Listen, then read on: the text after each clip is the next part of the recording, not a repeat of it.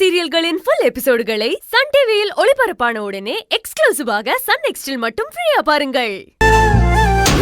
காது ஊத்தா யாருக்கு? டேய், நான் கொண்டாந்து உன்ட்ட பத்திரிக்கை கொடுத்தனா? எவனா காது ஊத்துனா எனக்கு எதுக்கு போன போற நீ? இது ஏன் தம்பியில? சரி, அதுக்கு பத்திரிக்கை கொடுத்தா பல்ல இழிச்சிட்டு வாங்கி வச்சிட வேண்டியது. அதை பிரிச்சு யாரு என்ன ஏதுன்னு பாக்குறது இல்ல.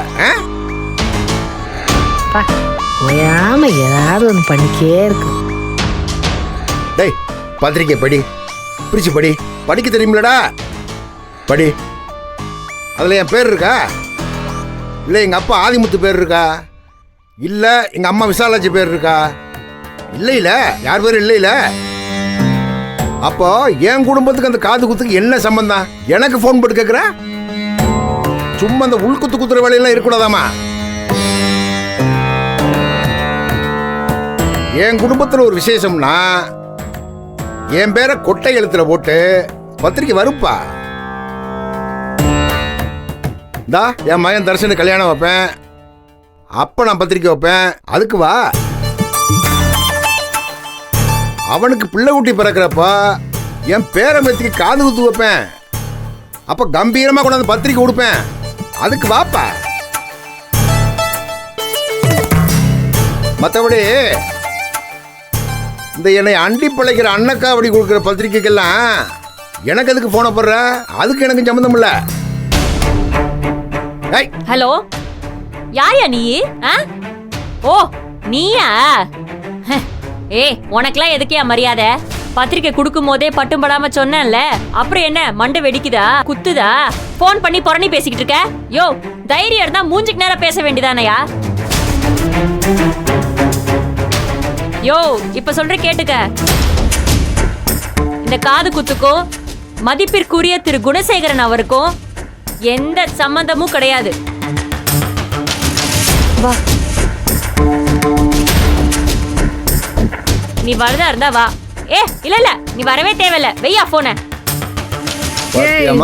அவன் கையில இருந்து ஏண்டி போன வாங்குற? அம்புட்டு திமிர அவனுக்கு. வேற என்ன செய்வா?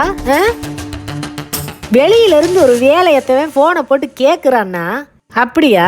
எனக்கு தெரியாது, எனக்கு அவளுக்கும் சம்மந்தம் இல்லைன்னு மரியாதையோட முடிச்சுக்கிற வேண்டியதானே?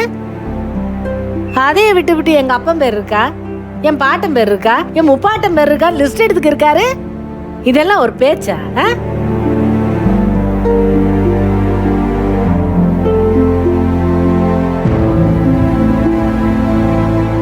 இல்ல, நான் ஒன்னு கேக்குறேன். ஆதிமுத்து ஐயா தானே அவங்களுக்கு அப்பேன். கோவம் வருதுல்ல? வரணும். அந்த கோவத்துல கொஞ்சத்தை உங்க மூத்த பிள்ளைகிட்ட காட்டுங்க. அப்ப வேற போடக்கூடாதுன்னு சொன்னது அவரு தானே, எப்படி சொல்லலாம் அவரு? அப்பெல்லாம் கடுகளவுக்கு இந்த ரோசம் வரலையே, இப்ப மட்டும் ரோசம் பொத்துக்கிட்டு வருது. எங்களை வந்து ஏசுறது பேசுறது முறைக்கிறது. கேட்க ஆள் இல்லைன்னா என்ன வேணாலும் பேசுவேல.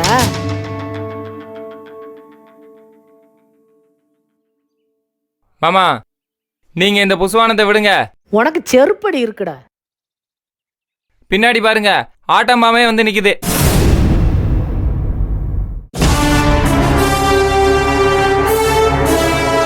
ஏய், நீ ஏன் இங்க வந்த? எங்கிட்டு போய் சுத்திட்டு வர?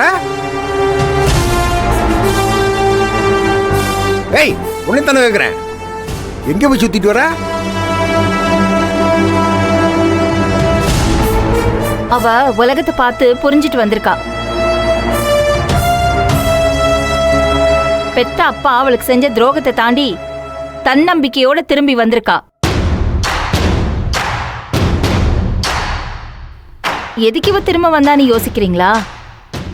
காரணம் இருக்கு. காலம் ஒரு நாள் எல்லாத்தையும் உங்களுக்கு உணர்த்தும்.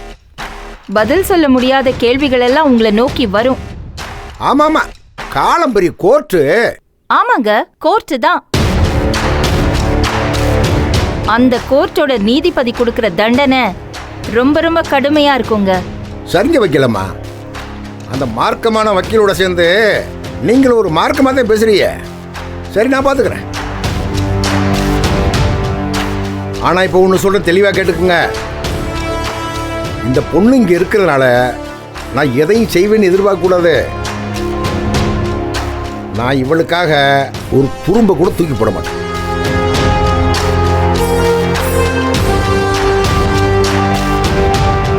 என் மகன்னு சொல்லிக்கிட்டு எதையும் செய்யணும்னு நினைச்சீங்களாக்க?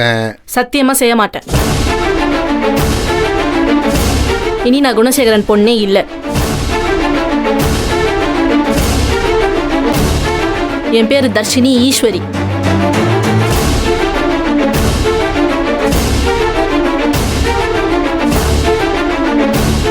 தர்ஷினி, ஓவரா பேசிட்டு இருக்க நீ. அத நீ சொல்ல வேணாம். ஏய், அவன் தான் சொல்லுவேன். அவன் என் மகன். அவன் தான் எல்லா முடிவையும் எடுப்பேன். இனி அது நடக்காது. அவன் யாரு முதல்ல? ஏதோ எனக்கு முன்னாடி எங்க அம்மா வயித்துல பிறந்தான், அவ்வளவுதான். அதை தாண்டி அவனுக்கும் எனக்கும் எந்த சம்பந்தமும் இல்ல.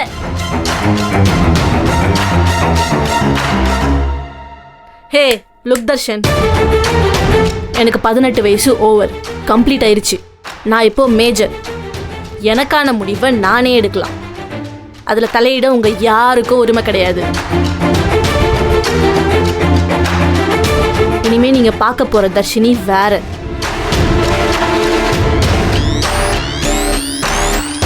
ஏதோ சொன்னீங்களே என் பேர் சொல்லிட்டு நீ எதுவும் செய்யக்கூடாதுன்னு.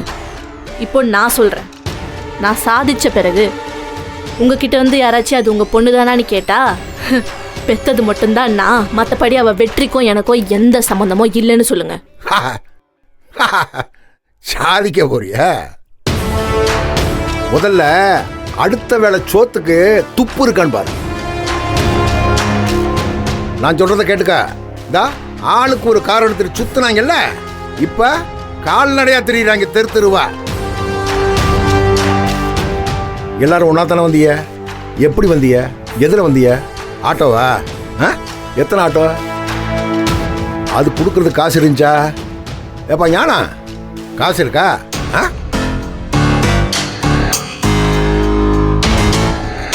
முளைச்சு 3 இலை கொள்ளல, அதுக்குள்ள சாதிக்க போறாங்களே. சாதிக்க முத பள்ளிக்கூடத்தை முடிங்க, அப்புறம் காலேஜை முடிங்க, அப்புறம் பாப்போம்.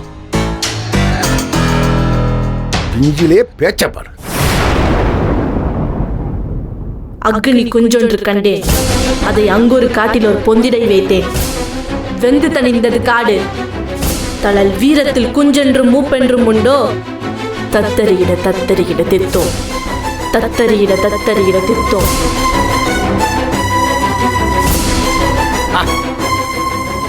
என்கிட்டேவா?